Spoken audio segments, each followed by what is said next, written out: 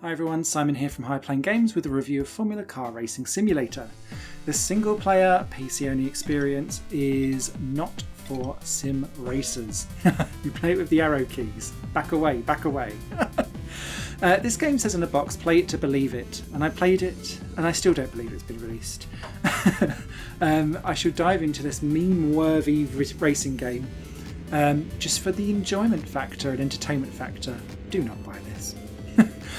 This game features 30 tracks, but to do 30 different races for you to win. You get onto the track, you pick a livery in the middle of your game by pressing space. And then as you drive around, eventually it glitches out and then it becomes a big black tub anyway. As you're going around these races, you'll very quickly notice that every race is a single lap. And because of the arcade handling, you don't have to brake for a single corner.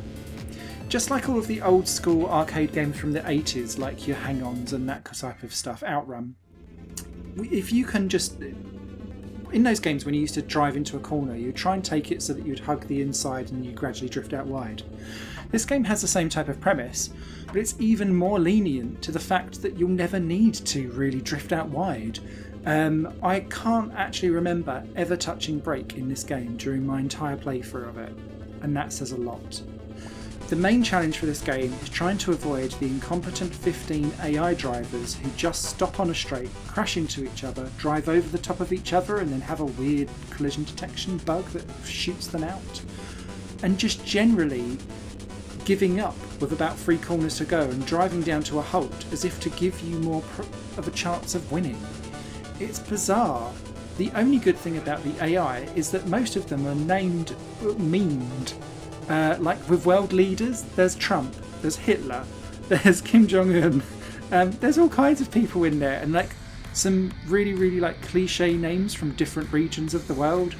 And to be fair, I would laugh at a few screenshots of seeing like Trump smashing into Hitler, and that's literally all this game is good for. So thankfully the developer had a sense of humour to realise what they'd created and then thought, we'll stick in some meme drivers and off we go. The problem with that is that there's no championship mode, there's no single player race where you can change any of the parameters or anything like that. It is just literally these 30 races of a single lap. Now for some reason they've implemented a fuel system in this game, but you never are in a race long enough to actually have it utilised, in the same way that there's boost pads in the game, but very rarely do they actually need to be hit because the cars are so busy crashing into each other that you end up at the front anyway, so long as you just miss everything that's going on around you. If they do hit you, quite often it will crash out your livery, so you end up back in that black tub again. So then you're like, annoyed. Outside of this 30 leveled single player mode, there are 2 other like destruction modes. One sees you dressed as a police car, but it's still in a Formula racing car, with a siren on, so that you just smash everyone like Need for Speed and try and stop them. And the other one puts circular saws onto your side pods, and you must then try and crash out other cars, but you can only hit them from the side pod to side pod. You can't ram them from behind or stop in front. They're mild distractions.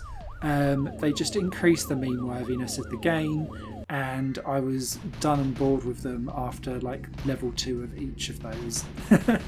Which is a shame, because the game, when it's running, has good frame rate. It doesn't crash like completely. I know I've mentioned the livery crashing bug, but the rest of it's okay. They've also not put a way to exit out of the game when you're finished with it, which I just thought was torture for anyone that's buying. But it's just, there is no challenge. The challenge of the game is to avoid all of the bugs. So why would I ever in my right mind recommend this to anyone? Because it's just woeful. Woeful. Avoid at all costs. I will be putting a written review up on horrifyinggames.com. The developer did send me this as a copy for review, so thank you very much for doing that.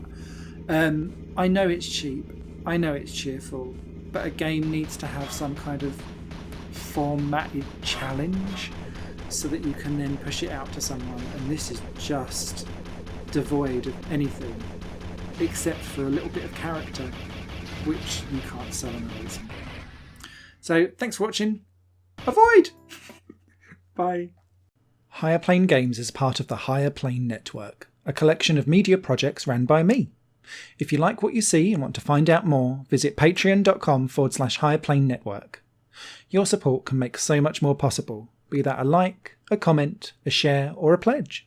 Thanks for watching.